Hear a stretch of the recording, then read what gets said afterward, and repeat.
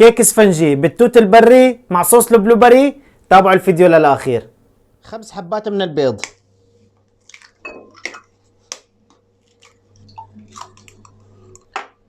كوب واحد من السكر، بنلحقهم بالفانيليا وبنحركهم لحتى يدوب عندي السكر.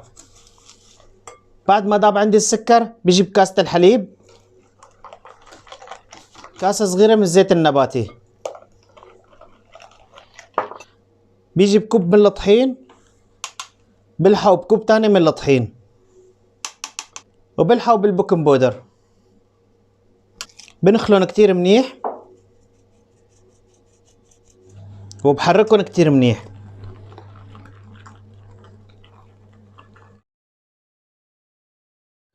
برشة صغيرة من قشر الليمون،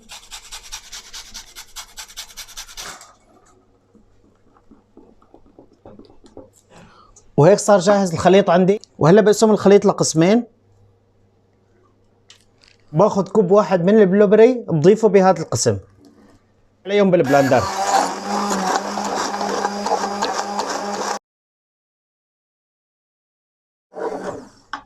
لحتى يصل لهذا اللون ولهذا القوام، بيجي بالقالب اللي بدي صب فيه،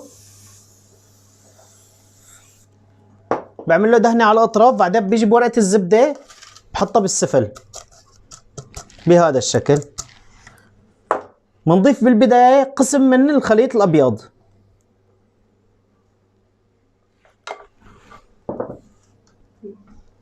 ولما بدي صب البلوبري بحط معلقه هيك بهذا الشكل، بصب على المعلقه وبعدين بوزعهم على الاطراف.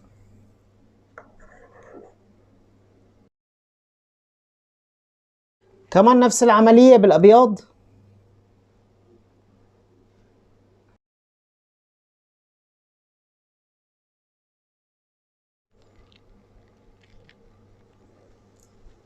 هلا طبعا بعد ما تشكلت عنا الطبقات بنروح فيه على الفرن على درجه حراره 180 لمده 35 بالمقلايه لحتى احضر صوص البلوبري. ضيف البلوبري طبعا.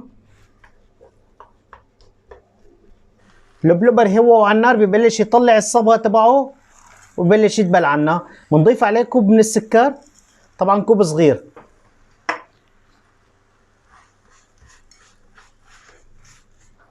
عصره من الليمون،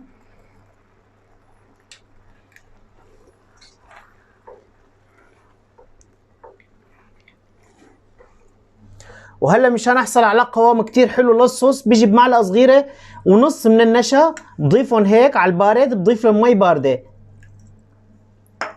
وبحركهم كتير منيح.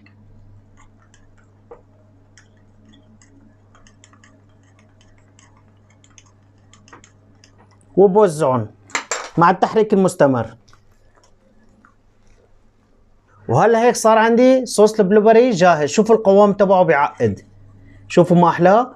وهلا بنشيله على جنب، بنخليه يبرد لحتى يطلع عنا الكيك. بسم الله الرحمن الرحيم. نعمل له فحصه صغيره. اوه سوبر مستوي معنا.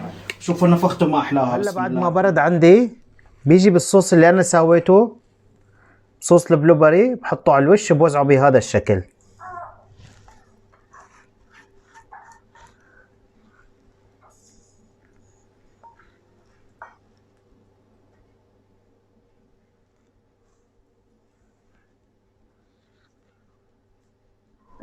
وبنعمل له رشه بسيطه بالسكر البودره. بسم الله الرحمن الرحيم.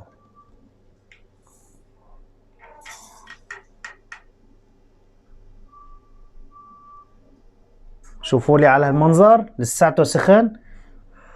شوفوا لي القوام تبعه من جوا بياخد العقل. الله على وحده هيك بلوبري، مثل ما بيقولوا طباخ السم دواو. بسم الله الرحمن الرحيم.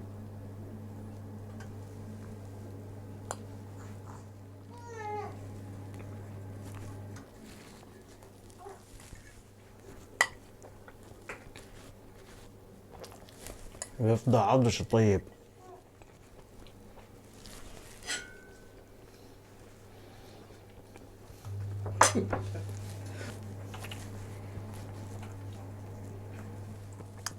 وهي هي كانت وصفتنا لليوم. واذا عجبكم الفيديو لا تنسونا. بأمان الله.